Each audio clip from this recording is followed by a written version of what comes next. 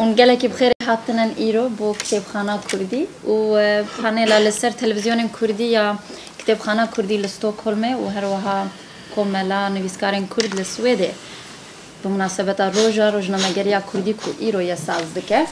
د چارشوفیا چالاکین گریدای روژا روزنامه‌وانیا کردی دو روزنامه‌وانین کرد که خودی پاشبنگه که اکادیمینه و ازمونه که دریج در روزنامه‌وانی دهنه کار کانالین کردیین ازمانی خست نبن روناهی و شیوه کار وان د چارشوفیا زانستا راگهاندنه ده دبر چاوان را درباس کرن. اکرم اونن گوپلیا دکتورا در روزنامه‌وانی دهه و در رادیو روسیا دا کارمند بشه کردیه دکاری 37 کانالین کردیین ازمانی بجمره 25 کانالین هریمی و 8 کانالین گلبر و بونینه. 608 کانالین رادیو و 408 کووار و روزنامه 3 کانالین رادیو و تلویزیونان لباشور کردستان به دستور کار دکن. انسان بفکره که الولاته کی 30 رادیو و تلویزیون به دستور کار بکن. گله غریبه. اگر بگوتن کورسان کار دکن مریه بگوتن کورسان کار دکن. غریبه. به لیسنس الولاته کی تلویزیون و رادیو دستگاه خانی کی ولی کار بکن کس هایم یتونه بید. یعنی هر قاسی که ام جواتا خونه مقاطعنه که هر کس دکاری جواتا ما شخوار جرید آباویجه. نبونا روزنامه‌وانین پسپور وکه یک جکیماسیین تلویزیونین کردی هات بناف کرن. چیکرن و پیشکشکرن زانیاریان برنامه‌ین شیروی و برنامه‌ین ویژه‌ای وکه سی بشین بنگهی دپرانیا کانالین ازمانی ده هاتن بناف کرن. تنه دابشکرنا دمیل سروان هر سی جوریان د ناوبرا کانالان ده جوازه. دواره ژانر دکه جو تلویزیون که مرد شیروه بکه اساس تلویزیون که ژانر جی جوره که تلویزیون دیگه جوره تلویزیون دی مروف دکاره دابشی سه قسمه بکه بشه اینفورماسیونی بشه آنالیزی و بشه ویژه و لیتراتوره اف درشانه ما خود هندک اف تلویزیونی کردی که هنه که مثلا وان لیکولین کدیه روشاوان چاوایه هر یک دهندره ام بیز دو هفته‌ای ده چقدر پروسنت ام بی اینفورماسیونی چقدر پروسنت آنالیزی چقدر پروسنت ویژه و ادبیاتی لیتراتوری جویجی یک تلویزیونی هری که نهال کردستانی گله کی بلای و خلق دید نیره تلویزیونه که تکار بیج برای کوپیک آن تکار بیج کردستان تیوی یک جی اوجی وقت زین باشوری کردستانی باشانی که جا انجام هندره دو هفته که لیکولین سال هاتی کرن کرچی بلکی جوار هنر کی دیاره ام بیجن دواره هف پیوینه ده وای دیاره دواره رپورتاج در روشاوی دیاره هر وها دوی بشید ده عینی بشید لسه تلویزیونی کردی دیجی ما لیکولین کریه دما مرو لبنیاره تلویزیونی کردی جدی وقت تلویزیونی نورمال جهانی همو تلویزیونات اف بشه ژانر هیه لدمات لبنیاره بیگمان مقایسه بک به تلویزیونی جهانی گله کیل پاشه یعنی یک همو برنامه وان یک دواره ویژه چیکن دواره آنالیز چیکن دواره اینفورماسیون چیکن بیگمان گله کیمایی تد هیه گله کیمه لگور هنک چافکانیان 65 تا 70% جزاروکین کردان لتلویزیون بیانی تماشا کن. برپرسی وزارت روشنبیری برپرسی مدیا او استاتستیک آوان چقدر راست دادم لی وان اود بیجن یعنی جو اود بیجن وقت دکومنت سر حسابی وان بیجن دی بیجن لکردستان جسدی 65 هفته زاروکی کرده لتلویزیونی غریب نیرن تلویزیونی زاروکی کرد زاروک همو ولاتا لچی بنیرن زاروک کافی تو چه افوا میبینی وره یعنی اگر فیلمکی زاروکا بکردی به گمان اوی تفگرای کردی به اوی رنگ کردی تهبه اوی رنگ نتایی تهبه بچه او زاروک اوی رنگ کی و بشعور کردی راه له اگر فیلمکی عربی به ترکی به سوری به کریم کردی جی هر شقات کردی بجی له او زاروک یو فیلمی اوی تفگرای و رنگ اوی فیلمی اوی رنگ ترکی به اوی رنگ عربی به او زاروک بیو رنگی راه به امنها نکار زاروکی خواه ج اکسپانسیون اینفورماسیون ترکی ایرانی و عربی بپارێزن ev انجام ممکن ها ندیار به ممکن پشت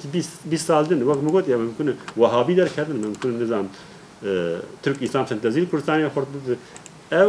او انجام پشت 30 سال دن ریز yani جبویه ده بیامد yani دزگاه کردی به توایی مدیا به تایبتی gazin betir başûrê Kurdistanê dibe nek ji bo ku ew pir kêmaya dikin na ji bo ku li wir dezgehê wan hene îmkanê wan hene dezgehê medya çêbûyî karin kontrol bikin ew yani lazim in çarekê jî îşîr bikin ki garibin ew civata Kurdî kontrol bikin diriya medya de yani demokrasî gotinek abstrakt e yani ez can ez dibînim ki li Kurdistanê bi taybetî başûrê Kurdistanê tu lê dinêre medya û desthilat her du jî kompleksin kompleks ku de ye medya li ser navê ku azadiya fikrî dibêjin her tişt mibah e desthilat jî li ser navê demokrasiyê ku ji bo ji wan re nebêjin tenê hûn dîktatorin çavên xwe ji tiştê heta derecekê ku diwarê medya de bê kontrol dibî çavên xwe jê digire li qenaetam de lazim e li wir êdî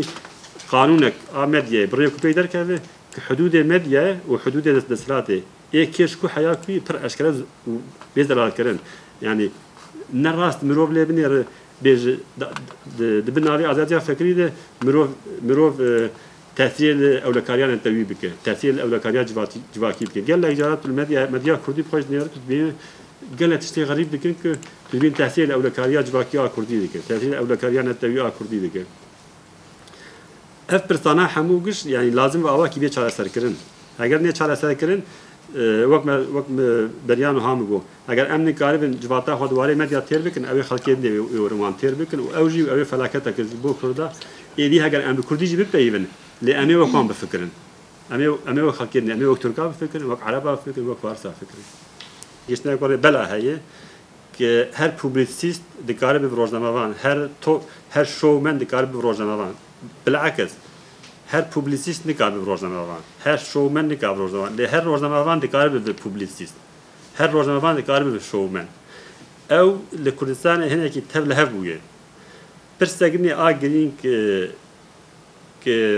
televizyonê Kurdî ki niha wek meana got ki gelek kêmayê wan diwarê janr de heye yek jê ew ku a herî esasî ki rojnamevanê ê profesyonal bi rastî bikaribin ki برنامه باش یکنه برنامه که خلق لی بنیرن چه بکنه کیمن حتی گله جرا مرو بنیر اف تلویزیونی کردی که هنه ممکنه گله وقت روزنامه‌وان لی کار دکن لی روزنامه‌وان ای پروفسیونال براستی وقت دواری اکادمیک ده کاری بن خودی فکر بن خودی زانه بون بن باور دکم گله که مرو کاری به تلیام بجمیره جالی کدین ده پروبلم ا تلویزیونی کردی هری مزن او برنامه ای چه بنه وقت برنامه پیشکش دکه خود برنامه سر ناوی به بلا کرد دراستی خود برنامه چی کرد تلویزیون ده کاری کلکتیفه یعنی اگر اپراتور و اگر پیشکش دکه اگر هر دو جوی کاری فهم نکن او برنامه اولی سرکفتیه گلک جارات ببینید این دواری اینترویو گلک قصد برگ اینترویو دما چه دی کاری روزنامه‌وان نه او بخواد کامنت یورمی بک کامنتار یا بک یا شیرو بک کاری او او میوانی آنی به پیواندن بده برسه که کسی لیز نیرن جوان یعنی او تخمین بکن لجوات ایک لوی برنامه نیرن لوی کسی نیرن لوی پرسگریکیت نیرن او کسی آنی استودیو کاری بی مجبور بکه که خالکیر بپیده برسه سری خالکیر رونی بکه بهتره جرا ایما کردات لیز نیره ده برنامه هفته‌ویه ایک هفته‌ویه دکی بخواه جی ای میوانی آنی بهتر دپیده بهتر کومنتاریات دراسیا خود او علاقاتی به هتبین یتنیه ده بهترین تلویزیونی کردی ده همو واره ای ژانر ده تو کاری بیشه هر چه قطعه بریان ها گو هنگ تستکی یعنی برنامه ای باشه بنجی امریان کیمه یعنی به روزنامه‌وانی که پیشکش دیگه نکاری لگور دمانه لگور کاری بگو هره و کاری بش خالکیره بالکیش به کاری به خالکلی بنیاره اگر کرد تلویزیونی کردی نیکان برنامه‌ای باشه کنه کرد هرن ایرانی بنیرن کرد هرن ترکی بنیرن کرد هرن عربی بنیرن و خود انجامه ای کنی هاتی کردنجی گلک پر بارزه که لکردستان هر چقدر من بریان هاگو 207 تلویزیون ساتلایت 25 هیمی و 8 یک رد نوبرجی هی 26 تلویزیون کردی هنه لگور استاتستیکی یک دست هنه چقدر استاتستیکی راست بجی یک کردا چه کرده لسر و استقامت دولت نیاره جسدی 6 هفته کردا تلویزیونی بیانی نیارن ترکی نیارن العربی نیارن الفارسی نیارن ولی لك اوروبا جيل اوروبي نیارن یعنی کردی اوروبا زمین بهتر تلویزیونی اوروبی نیارن دفرد قناعتي من غازن ج بوبليكا كردي نابه شما كرد تلفزيون عربيه تركي ديرن كرد نكاتشكي باش بكن كرد هان لجد نبنيرن السر ستير تلفزيون انه تقار بيج كتي شنو روش تي في وك اوان يعني لسر بيام اسلامي از هم سر هر تلفزيون هناك تايبل بسكن ستير كو بيام دو تلفزيون كردينه لي بكردينه لي دامات لي نير دراستيا خود دواري شعوران التويد قال لك هر دو تلفزيون قال لك كامل يعني تدبينه بيتر فكرينه نه تلفزيون که ام بیشتر جواکی نیست بهتر تلفزیون هر دو عالیه و تلفزیون فکرینه یعنی هر چقدر مرور دکاره به هر تلفزیون پردش بین هم یک جا عالی چپ یک جا عالی راست دیده یعنی نه تلفزیون نزدیکی هم یک اسلامی یک جی خدای گرایی خوا چپ تحسبینه لی هر دو جی پردش بین هم دواره ایدئولوژی ده گله و دواره شوران التویجی ده گله کی ضعیفن کانالی که دولت ایشی کرده ام بیشتر تشش ام بیشتر سحر حياة درجة كي ثلاثة شش قال لك البيشتري دواري جانر ده يعني دواري بريك وبيكتري أو قال لك وقت بيتربر سيفي تلفزيونك نوجان ثلاثة شش دمام تدرينير أوجي قال لك واري خود وقت تلفزيون كردينه يعني وانجي هرشقاس هاو دواري تكنيكي تاني البيشة تلفزيون كردية دواري تكنيكي ده لدواري جانر ده نافروك أخذ أو تلفزيون كردينه بر بيشه ممكن قال جرا مرو بفكر مرو بيجا دولتات تركي بزانتي بيرك قناعه عامد النا ما دام دولتات تركي تلفزيون ذاكريه وبخاز تلفزيون ري كوبيك بيت تلفزيون خرط داك كرد لي بنيرن او هدفات داين برخوا غالبا بقهينه نورمالي خد مالي ور بفكره يعني هكا نور ويبنى كرنا شما قلس لقناعه مد السبب اساسي او كادرويك وان اني اللي دريب جي كرنه كدواري ميديا نه بروفيسيونالن دواره مدیا نسر کفتینه بویج برنامه وانجی تلفزیونی کود نه پر پیشترن اگر مرو لوی دیاگرامای بنیره رز فیلم و درامای دواره وجد تلفزیونی کردی ده نها کتن و تن لنری دوی دو هفته لنری یک رز فیلم تنی کردی د کردستان تیوید هبو ریحانه باورد کناری ایدنه همو رز فیلم ایرانیه ترکیه کرد کردی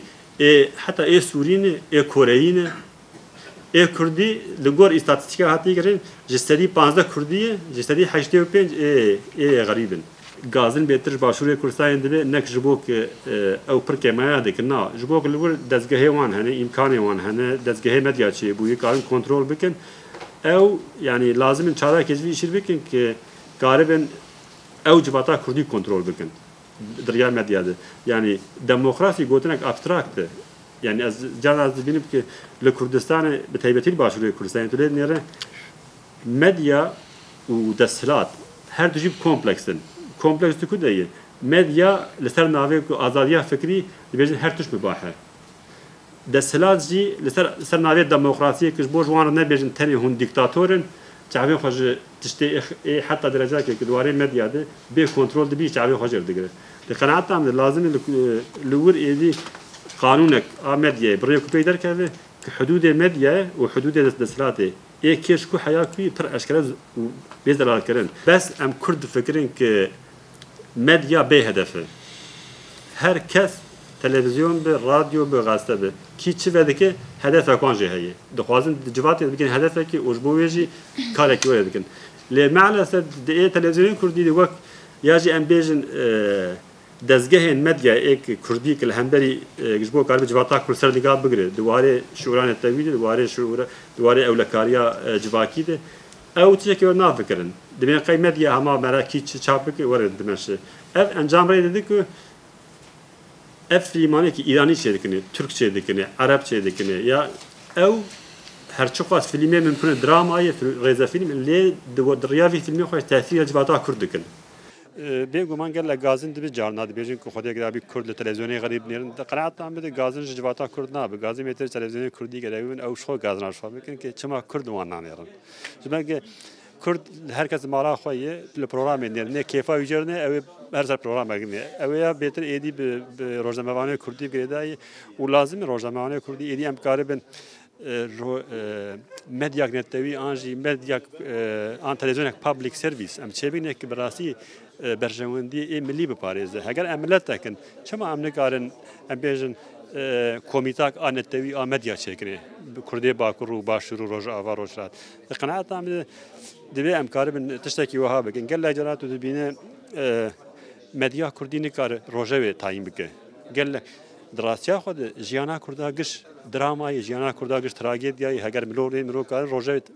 ژیانا کوردا تاین بکە لێ تو دەبینێ ئەم بێن تەلەڤیزیۆنێ ئێ باکوڕ بویەک لە باشووری کوردستانی دەبێ بویەک مەزن بزی تو دەبین خەبەرێ تەلەڤیزیۆنێ باکوور خەبەرە سیا چارایی نە خەبەرایەکەیە هەروەها بالعکس لە باشوور وەرێ هەروەها خەبەرێک لە ڕۆژئاوای کوردستانی بویەک ڕۆژئاوای کوردستانی بێ تو دەبینێ لە تەلەڤیزیۆنێ باکوور جێ سیا چارا دێ دراستیا خۆ دەبێ جێیەکێ بێرێ کە ئەم کارە من ڕایە گشتی ساز بکەن هەگەر ئەم ڕایە گشتی ئاخوا ساز نەکەن کەس مەرساز نەکە کەس عەزمانە نایێت مەرسێکی ناکە دەبێ ئەم خۆ بخوا ئەم بکاربن جواتاخوا ji ekspansiya akil derve hücumek ana kulturî ser milletê Kurd heye dibê em karibû biparêzin. Gelek caran tu dibîne tê gotin ku Kurd televizyonê Türkî, İranî û Erebî nêrin. Ew dirasiya xwe bi tehlîka gelek mezin e. Mimkun e encamê em îro nebînin. Lê piştî 30 sal din em ê encamê bibînin ki em ê bibînin êdî ki zarokê îro ki televizyonê Türkî û Erebî û Farsî nêrin piştî 20 sal din هی به کردی جبه پیون لعوه تفکیر آن و فکر آن اوه فارسی و ترکی و عربی به دبی ام کار به ایرو چاله سریه بینین اگر ام نکن دواروش تکنیکاک مزن پیشامه یک جشوین هری بباندور دواره رونشتن و وجینا زمان کردی دناف گلده زمان تلفزیونه کارمند رادیو زایاله گوبشی کردی رادیو سویدی ده روزنامه‌وان ناصرسینا کردیا تلویزیونن خسته بن روناهی چه دواره رزمان و راستنویسه ده و چه جی دواره تیگهاندنه ده. ناصرسینا باسا ستاندارد کرنا کردی و گرینگیا زمان جبونته و دولتی کر. روزی 22/4/1898 بەدامەزراندنی ڕۆژنامەی کوردستان ڕۆژنامەگەری کوردی بە شێوەیەکی ڕسمی دەستی پێکرد. لەو دانیشتنی ئەو ڕۆماندا بەش بە حاڵی خۆم تەڕامانێکی کورتم هەیە ڕوانگەکانی خۆمە دەربارەی دەنگ و باس و بەکارهێنانی زمان لە تەلەڤیزیۆنە کوردیەکاندا یا لە تەلەڤیزیۆنە کوردیەکان هەروەکی جەنابەت باست کرد 1 نین گەلێکن ئەوەندەی کە من بۆم کرا باسیان لێوە دەکەم دیارە بەلای منەوە زۆر گرنگە کە سەرەتا باسیەوە بکەم کە گرنگترین پێکهاتەی پێناسینەتەوەی زمانە زمان لە لایەن میدیاوە بە هاوکاری میدیاوە دەتوانێت بەهێز بکردرێت زمان بپارێزرێت پێشکەوتشی پێ بدرێت هەروەها هاوکاری مە بکات بۆ ئەوەی کە دەربڕینێکی دروستترمان هەبێت لە پێناسینەتەوەیمان بۆ کورد وەکو نەتەوەیەکی بێدەوڵەت و کەمینە زمان ئامرازێکە بۆ ئەوەی کە خۆی پێناسە بکات دیارە لە وڵاتاندا دوو چەمکی جودا هەیە نەتەوە و دەوڵەت زۆر نەتەوە هەن لە دنیادا کە بۆ وێنە بەلژیک 2 زمانی ستانداردی هەیە هندوستان 19 زمان ئەفریقای باشوور 11 زمان نەرویج 2 زمان سویس 4 زمان من بخۆم لەسەر ڕایم کە کوردی 2 ستانداردی زمانی هەیە کە هەردووچیان دەبێ هاوکات و هاوشان یەکتر بنووسرێن بەکاربهێنرێن پێگەی فەرمیان پێ بدرێت بۆ وێنە لە ڕادیۆ تەلەڤیزیۆنەکاندا تەلەڤیزیۆنە کوردیەکان هەندێک گرفتیان هەیە ئەوەندەی کە ئێمە بچینە ناو خودی باسەکەوە بۆ وێنە لە دەنگ و باسدا تەلەڤیزیۆنە کوردیەکان هەواڵەکان بەڕوونی باس ناکەن سادەی ناکەنەوە گشتگیری ناکەنەوە هەموو کەس تێ بگات پێچ و پەنای ڕووداوەکان باز ناکەن زمانی هەواڵەکان لە ڕادیۆ بە تایبەت لە تەلەڤیزیۆنەکانی کوردیدا کە ئێستا جێگای باسی ئێمەیە بۆ بینین و بۆ بیستن نەنووسراون بەڵکو بۆ خوێندنەوە نووسراون شێوەیەکی خیتابیان هەیە لەبەرەوەی کە زمانی دەسەڵاتن زمانی حیزبن تەرجمەکانیشی زۆر غەڵەتن کۆمەڵێک نمونە ji şaştiyên rojane di kanalên Kurdiyên Ezmanî de ku Kurdistan TV jî yek ji wan bû di nav destê Nasersîna de hebûn. هەڵەیەکی یەکجار زۆر لە زمانی کوردیدا دەبینرێت زۆربەی زۆری وشە کورمانجیەکان ئەو وشانێک کە بە کورمانجی دەنووسرێن هەڵی ئیملایان تێدایە ڕێنووس هەڵی دەستوریان تێدایە ڕێزمان ئەمە نەک فقط لە گۆڕینی سۆرانی بە کورمانجیدا هەیە بەڵکو لە سۆرانەکەشدا کە دەنووسرێت هەڵەیەک یەکجار زۆر بەرچاو دەکەوێت هۆیەکە ئەوەیە کە هیچ ناوەندێکی زمانەوانی بۆ هەڵەگری بۆ تەرمسازی بۆ ڕاستگوتن لە تەلەڤیزیۆنە کوردیەکاندا دانەنراوە ئەمە ڕۆژنامەی هەولێرە کە ئێستا دەیبینن ئاگاداریەکیان داوەدیانەوەی کەسێک تەعین بکەن ئەو کەسە دەبێت تەمەنی 25 ساڵ نەبێت بەڵام دەبێت زیاتر لە 15 ساڵ پێشینەی کاری هەبێت ینی بە 10 ساڵی چوو بێتە ناو کارەوە بۆ وێنە تابلۆیەکی ناسراوی لە سلێمانی قوتابخانەی مەولانا خالیدی سەرەتایی نەک قوتابخانەی سەرەتایی مەولانا خالید ئەمە لۆگۆی فەرمی حکوومەتی هەرێمی کوردستانە لەگەڵ لۆگۆی سەرۆکایەتی هەرێمی کوردستان بۆ عەرەبەکەشی ئاوایە ئیقلیم بە هەمزەیە نووسراوە کە لەسەرەوە ئەو هەیە بۆ لۆگۆی حکوومەتی هەرێم بە عەرەبی ئیقلیم لە خوارەوەی نووسراوە ینی دەڵێ بەڕاستی کەسێ نییە ئاگاداری شتانە بێت کە کامیان ڕاستە چی دەبێت ڕاست بێت چی ڕاست نەبێت لاستێکی ئاو بەرزدا کوردستان تیڤ بەهۆی سەرپێچی ئاسایشی هەولێر کۆگایەکی گەوری دەرماندا دەخات زۆر زەحمەتە بەڕاستی تێبگەی چییە بەڵام مەبەستیانەوەیە کە ئاسایشی هەولێر کۆگایەکی گەورەی دەرمانی بەهۆی سەرپێچی داخست جەماوەر بە پەلە چی سلێمانی لە گەڕێکی ڕاپەڕین و دەوروبەری بەفر دەبارێت دەڵێ تەنیا لە گەڕێکێکی سلێمانی بەفر دەبارێت لە بەشەکانی تر بەفر نابارێت ئەمەش هەواڵێکی بە پەلەیە کە تەلەڤیزیۆنی جەماوەر کردوویەتی سیر بکەن خودی جەماوەرەکەش کە نووسراوە لەباری لاتینیەوە هەڵەیە نووسراوە جاماوار یا ژاماوار ئەگە بتێوی خوێنیتەوە کوردسات هەڵبژاردننی ئەندازیارانی تەندروستی کە مەبەست ئەوە نییە ئەوە مەبەستەوەیە کە هەڵبژاردننی ئەندازیاران تەندروست بووە ڕێک و پێک بوو بەبێ هەڵە بووە بە جۆری ئەنجامەبەرایەکان لیستی ئەندازیارانی کوردستان سەرکەوتنی گەورەی بەدەستێنا بەڵام تیترەکەی نووسراوە هەڵبژاردننی ئەندازیارانی تەندروستی کوردستان تیڤ تەوەر ئەنجومەنی نوێنەران کۆبەوە بۆ ئەوەی کۆبێتەوە لە قسەکانی خۆمدا ویستم زۆرتر گرنگی بدەن بە زمانی کوردی چۆن بەکاردەهێنرێت لە تەلەڤیزیۆنە کوردیەکاندا بە تایبەت سەرنجمدا بوو بە ئەو بەشانەی کە بە سۆرانی پێشکەش دەکرێن نەک کورمانجی یان لەهجەکانی تر بڕێک لەو شاشانێ لەو هەڵانەی کە لە بەرنامەکانی تەلەڤیزیۆنیدا چ بە گوتن چ بە نووسین هەبوون من توانیمە تەسجیلام بکەم تۆماریان بکەم ئەوانم پێشکەشکردن پێم وایە ناوەندێکی تایبەت بە زمان و زمانەوانی بۆ زمان پارێزی پێویستە لە هەموو مێدیایەکی کوردی بە تایبەت تەلەڤیزیۆن هەبێت بۆ ڕاستکردنەوە بۆ هەڵەچنی هەروەها بۆ شێوەی دروستی تەلەفوزی و ناوانەی کە ڕەنگە کەمتر ئاشنا بن ئەمە لە هەموو شوێنێکە هەیە لە ڕادیۆ سویدا کە من خۆم کار دەکەم ناوەندێکی بەرفرە بۆ ئەو شتە هەیە هەموو هەفتەش جارێک چەند ڕووپەلێک بڵاو دەکەن و بەناو هەموو کارمەنداندا بۆ ئەوەی کە پێیان بڵێن ئەم وشە تازانەی کە هاتوون چین هەروەها بۆ تەرمسازی وەها ناوەندێک پێویستە بەداخەوە یان ناوەندێکی وان نەبوو لە تەلەڤیزیۆنە کوردیەکاندا یانەوەی کە باش کاری نەکردووە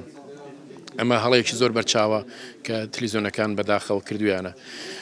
بەشی دووهەمی باسەکەی من لەسەر شێوەی نووسینی دەنگ و باس بوو گرنگیدان بەوەی کە کام دەنگ و باس دەبێ بڵاو بکرێتەوە دەنگ و باس چییە من پێم وایە لەبەرەوەی کە تەلەڤیزیۆنە کوردیەکان زۆر نزیکن لە حیزبە سیاسیەکان بەرژەوەندی ئەم تەلەڤیزیۆنانە زۆرتر لەوەدایە کە بە جۆرێک بتوانن لە حیزبەکە نزیکتر بن هەتا ئەوەی کە